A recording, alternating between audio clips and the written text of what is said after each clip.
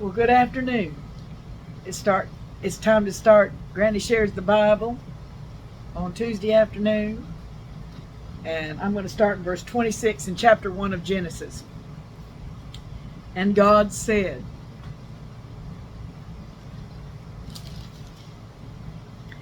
if you notice, every time God created something, it says, and God said. Verse 3, and God said. Verse 6, 9, and God said. 11, and God said. 14, and God said. 20, and God said. 24, and God said. And now in 26, and God said, let us make man in our image, after our likeness, and let them have dominion over the fish of the sea, and over the fowl of the air, and over the cattle, and over all the earth, and over every creeping thing that creepeth upon the earth. We have dominion. That means we are the boss of the earth. We are what we say goes on this earth. And we've taken full advantage of it, haven't we? Yes, we have. So God created man in his own image. In the image of God created he him. Male and female created he them. Now, we haven't gotten to the part of them being created yet. It's just, and how it happened. We'll get to how it happened. But it says from the beginning, he created them male and female. Two sexes, right? Two genders. We can't change that. I don't want to change that, but some people do. But God's word will stand.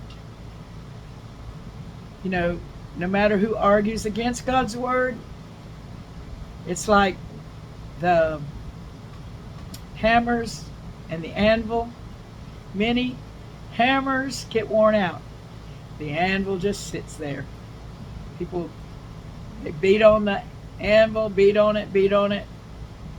The hammers wear out, but the anvil sits there and takes it, and it's what it is through many hammers. And that's the way God's word is. No matter what anybody says that's different from it, that'll pass away, but his word will not. Heaven and earth shall pass away, but my words shall not. My words are going to always be. That's what God let us know. He said, male and female created he them. Now, he hadn't created Adam yet. We don't know about him because it's in the second chapter. But we know that he created the man, and then the female came next. And it's wonderful how it happened. But let's don't get ahead. Let's go ahead with this. And God blessed them, and God said unto them, be fruitful and multiply and replenish the earth and subdue it, and have dominion over the fish of the sea and over the fowl of the air and over every living thing that moveth upon the earth. So dominion means that we're over it, that we are in charge in this world. And we can do with the animals as we see fit. We can take care of the land or all the trees, and we can do all of that. We can use them as we see fit. That's what he gave us the dominion of. But let's go look back where it said God blessed them, and God said unto them, be fruitful and multiply and replenish the earth and subdue it. Subdue it.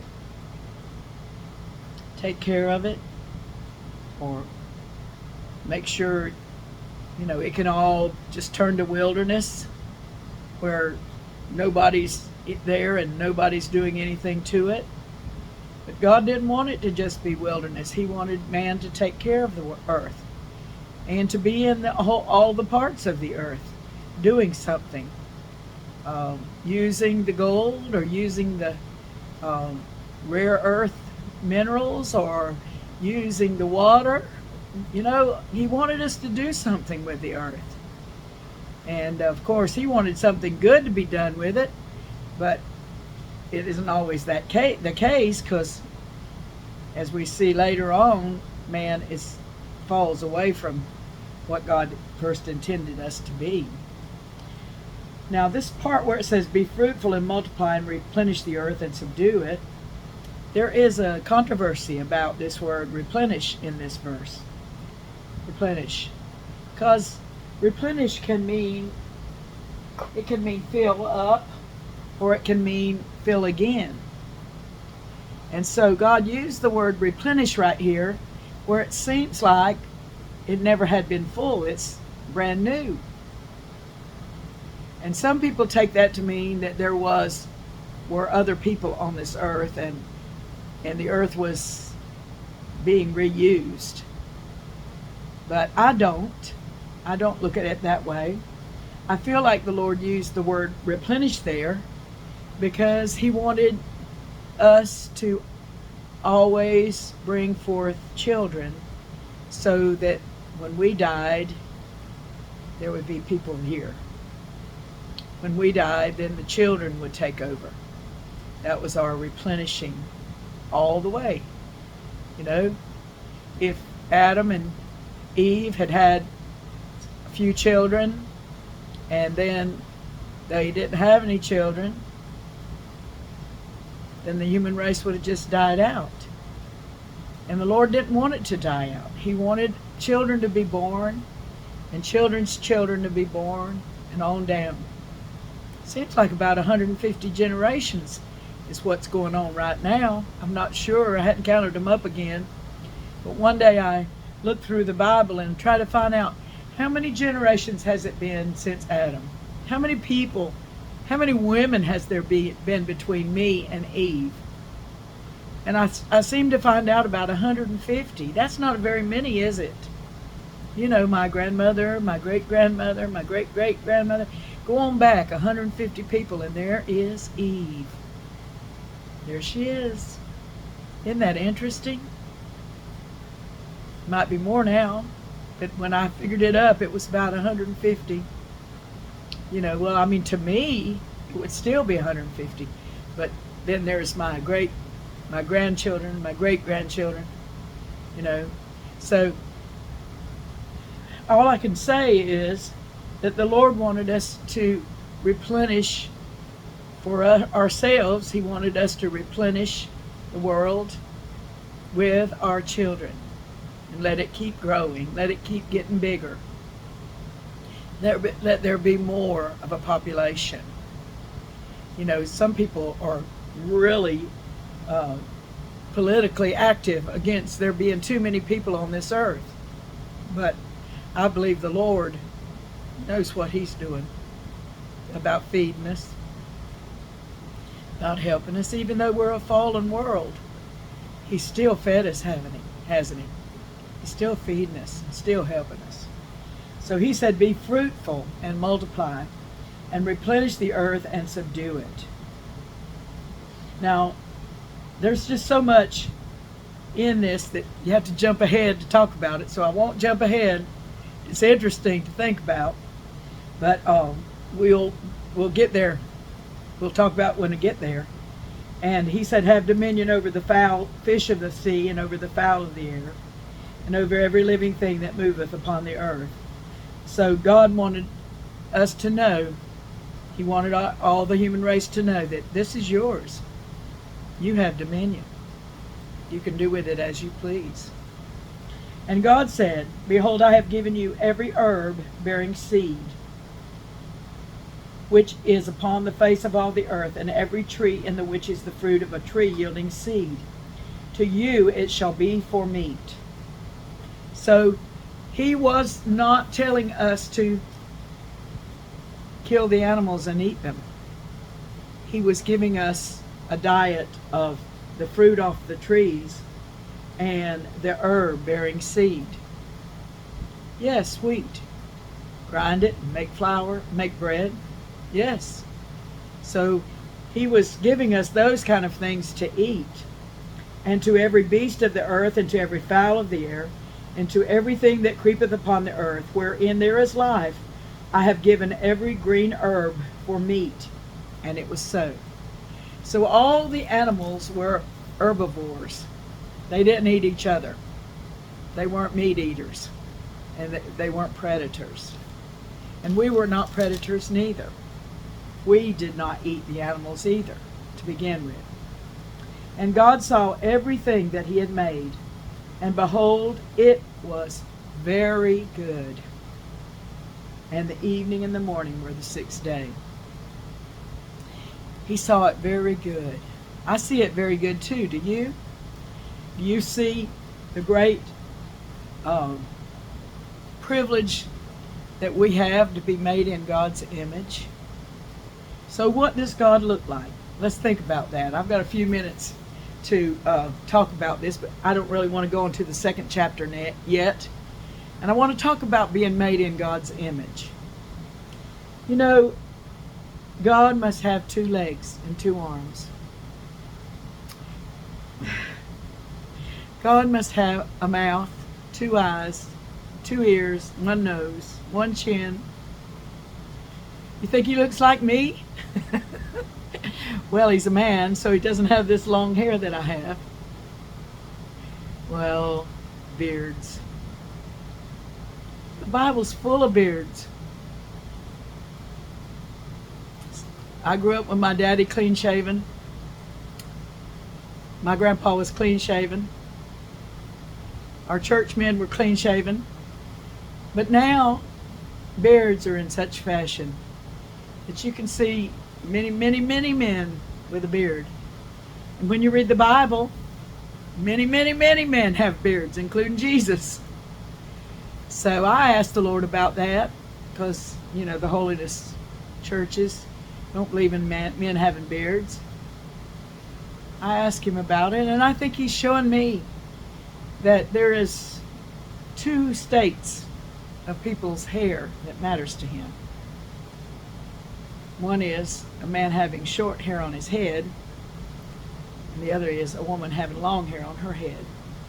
And I think if there was any other state that really mattered, I think he would have addressed it in the Bible.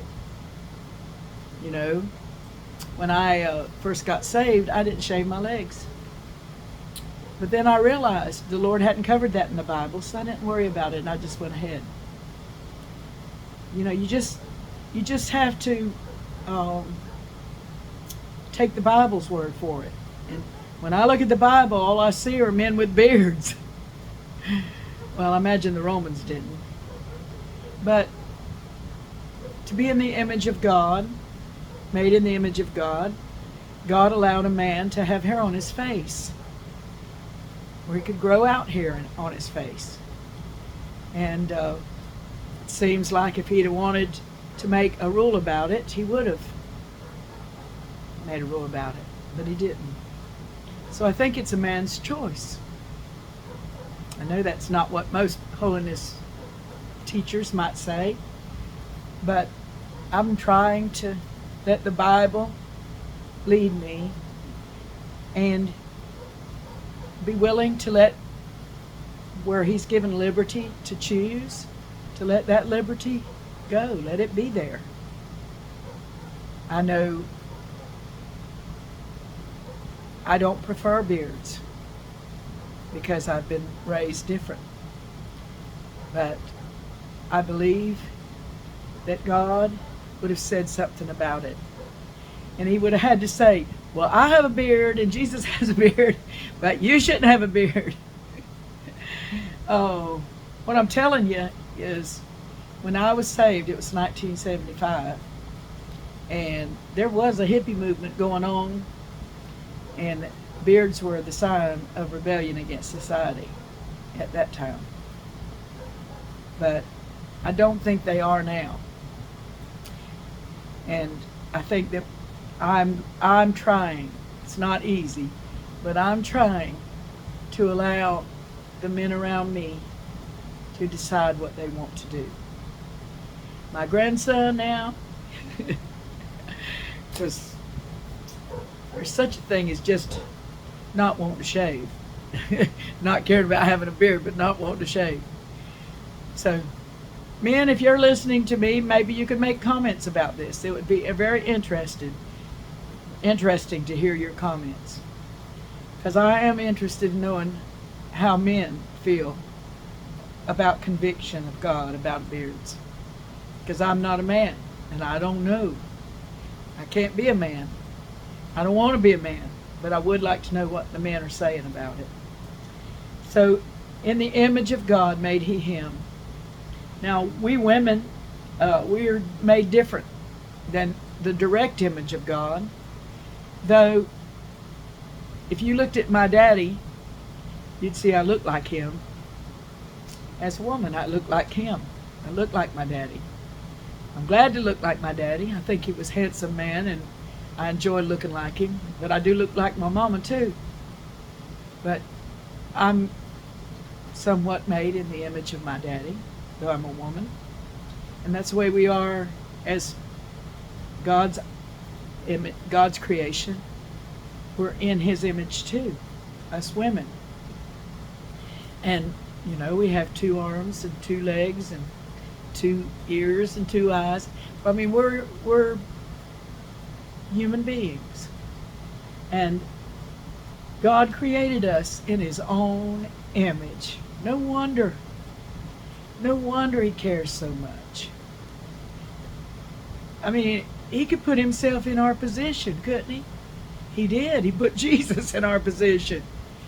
He can see us and feel for us because we look like him. So, I thought that was interesting to talk about. If you got some comments, give them to me. I'll see you tomorrow. God bless you.